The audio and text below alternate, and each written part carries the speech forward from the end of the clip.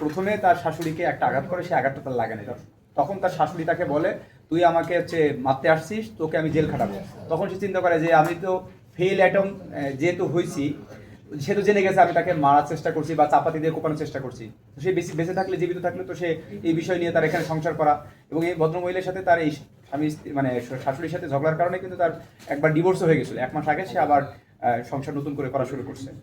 এই বিষয়গুলো সে আসলে সামাল দিতে পারে নাই। সে তখন মনে করে যে তার একবারে মেরে ফেলে।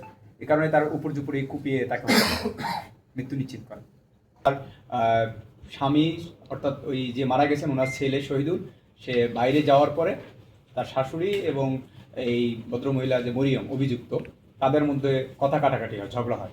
সেই ঝগড়ার এক পর্যায়ে উত্তেজনার বশবর্তী হয়ে সে তার শাশুড়িকে তাদের ঘরে থাকা যে চাপাতি ছিল সেই চাপাতি দিয়ে কুপিয়ে হত্যা করে ফেলে। তো এইটা হত্যা করার পরে সে আসলে বুঝে উঠতে পারছিল না কী করবে। পরবর্তীতে সে এই বস্তাবন্দি লাশ করে, বস্তাবন্দি রাখে এবং সেই চাপাতিটা ওয়ার্ড্রপের মধ্যে লুকিয়ে রাখে।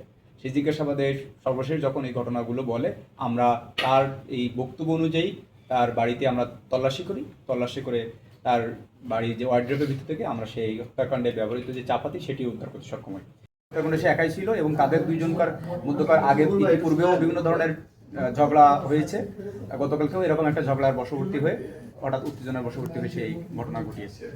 পূর্বে এরকম ঘটনার নজির ছিল।